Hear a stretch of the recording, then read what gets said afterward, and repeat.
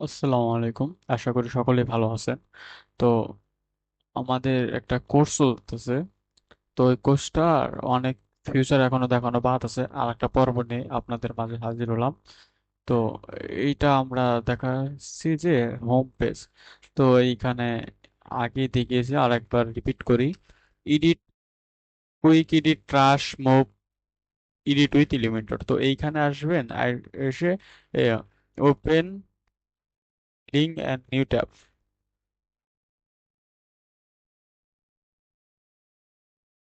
আচ্ছা,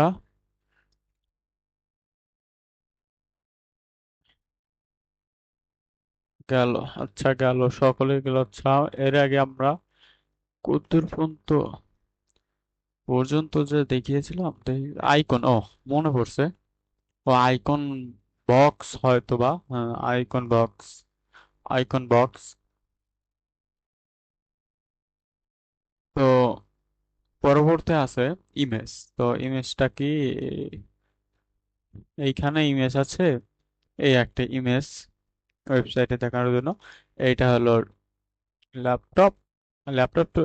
এইটা হলো ট্যাব, আর এইটা হলো মোবাইলে কিভাবে দেখাবে একটা ইমেজ সেটা। ওইখানে আমার এই ইমেজটা আছে।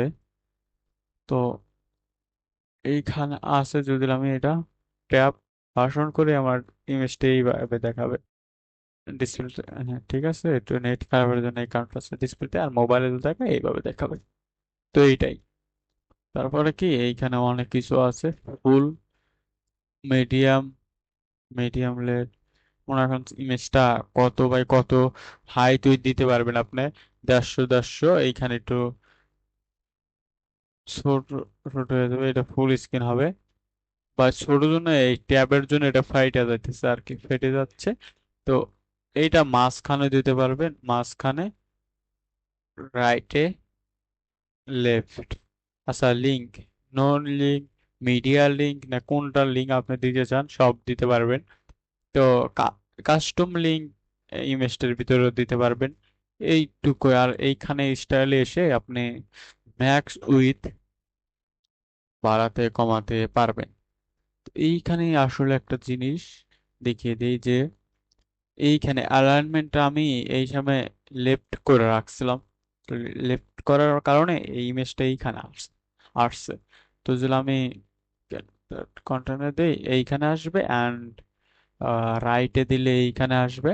তো এইটাই হলো এইটার কাজ। আশা করি বুঝতে পারছেন। এইখানে কি পেডিং আছে, বর্ডার উইথ আছে, বর্ডার। এইগুলো না দেখলে হবে। হবার, ব্যাকগ্রাউন্ড ইমেজ, যেমন ব্যাকগ্রাউন্ড কালার কি আছে। তো দেখা যাক কালার, ব্যাকগ্রাউন্ড কালার। আপনি ইমেজের ব্যাকগ্রাউন্ড কালারটা, এটার ব্যাকগ্রাউন্ড একটা কালার আছে ব্ল্যাক। তো সেজন্য দেখাবে না যদি আপনি বর্ডার কালার, এখানে ব্যাকগ্রাউন্ড কালার আছে। তো ব্যাকগ্রাউন্ড কালারও দিতে পারেন, কাস্টম, হবার, অ্যানিমেশন অ্যান্ড হবারও দিতে পারবেন। অনেকগুলো ফিউচার এখানে আছে। তো অত কিছু ফিউচার লাগে না আর কি। লাগে, হট, যদি লাগেও অনেক কম সময় লাগে। স্টাইলে এসে অ্যাডভান্সও আসতে পারবেন। এখানে মার্জিন, প্যাডিং, মোশন ইফেক্ট, এগুলো একটু ঘাটে ঘাটে গেলে আশা করি বুঝতে পারবেন।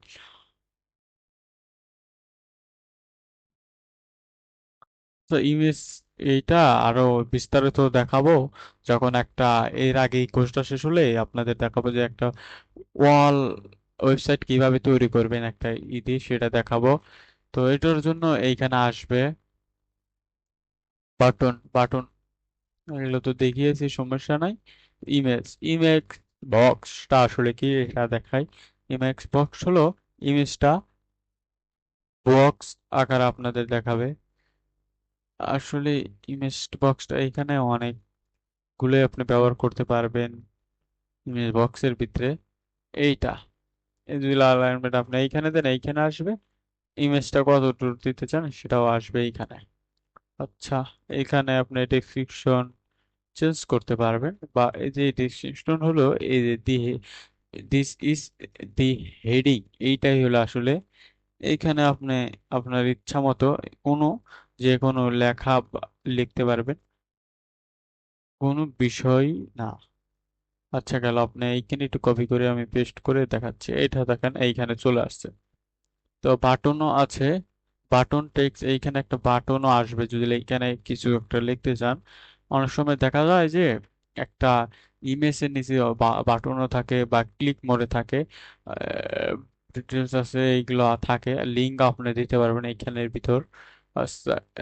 Apply link and hover with box.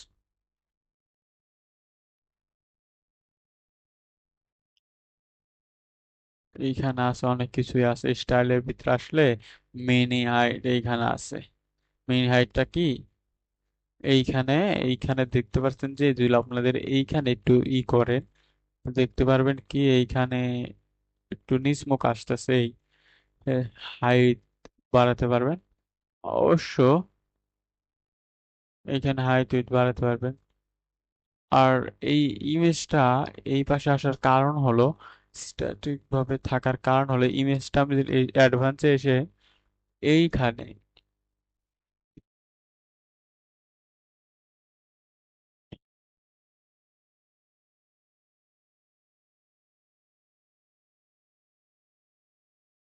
Motion effect, এইখানে এসে এইখানে নাম দিয়েছে, নাম দিলে আর আসবে না, চলে যাবে। আপনি যদি অ্যাডভান্সে এসে মোশন ইফেক্টের ভিতরে সে টপ ডান জিনিসটা এই স্টিক যেইখানে থাকবে সেইখানেই থাকবে।